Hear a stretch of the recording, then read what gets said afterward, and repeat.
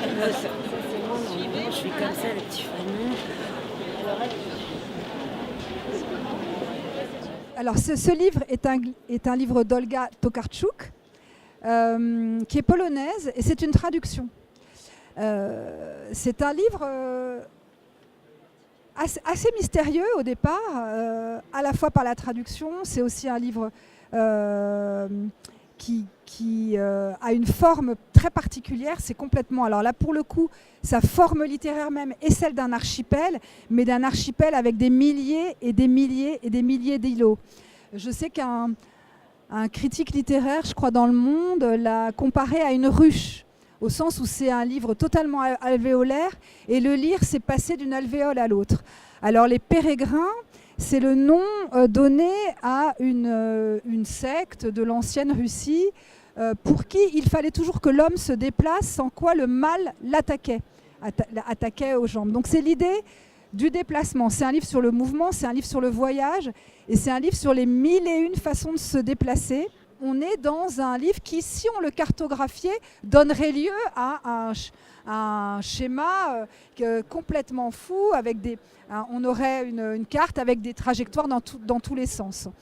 On passe dans ce livre d'une observation dans un aéroport, ou alors plus tard dans un avion, quand une femme confie qu'elle se déplace toujours le long du méridien, que son objectif c'est de voyager en se déplaçant le long du méridien. Et l'auteur, en fait, elle inventorie toutes ces histoires, toutes ces images.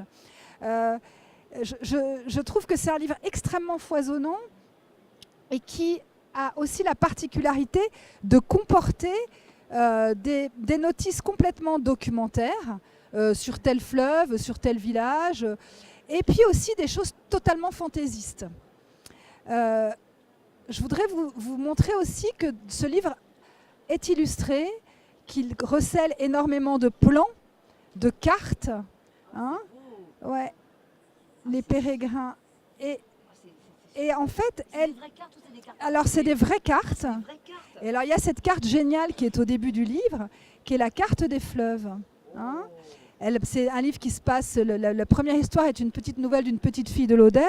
Et là on voit la carte des fleuves. Alors on s'interroge, hein, qu'est-ce que c'est que cette histoire? Mais là vous voyez, il y a le nom du fleuve.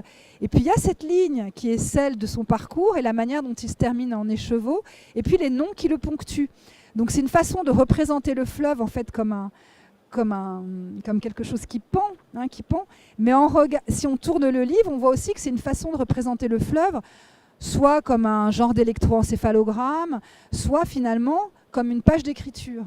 Hein. Donc il y a toujours cette correspondance à la fois dans la fabrication de ce texte, qui est, encore une fois, il y a peut-être une centaine d'entrées. Et il y a une entrée, je me souviens, où elle raconte vraiment d'où naît cette secte des pérégrins. C'est-à-dire que le titre du livre est expliqué un peu à la fin du livre. Ces hommes et ces femmes toujours en marche, fuyant le mal. J'ouvre au hasard des lignes, des surfaces, des volumes. Hein. Et on est à ce moment-là immédiatement dans un langage cartographique, dans l'idée que la légende de la carte est déjà une première fiction de l'espace et qu'elle construit un imaginaire. Quand j'ai lu ce livre, j'étais assez déstabilisée parce que c'est des histoires très courtes. Parfois, c'est des vignettes, parfois, c'est des nouvelles un peu plus développées. Il y a ces cartes, il y a un matériau qui est très dense et qui est également très hétérogène. C'est-à-dire que parfois, c'est vraiment une observation sur un feuillet, et puis parfois, elle déploie vraiment plus une histoire, mais une histoire qui ne fera jamais plus de 4 ou 5 pages.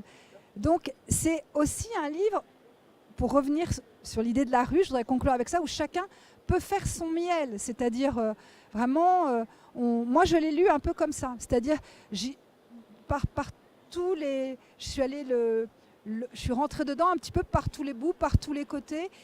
Et à chaque fois, j'ai trouvé la même obsession du déplacement, du mouvement et finalement du voyage qu'elle aborde d'ailleurs dans un registre très concret. Il est beaucoup question d'avions, d'aéroports, d'attente, de salles d'attente, de gens qu'on rencontre dans les salles d'attente, etc. Et finalement, de comment ça construit aussi tout un imaginaire du voyage.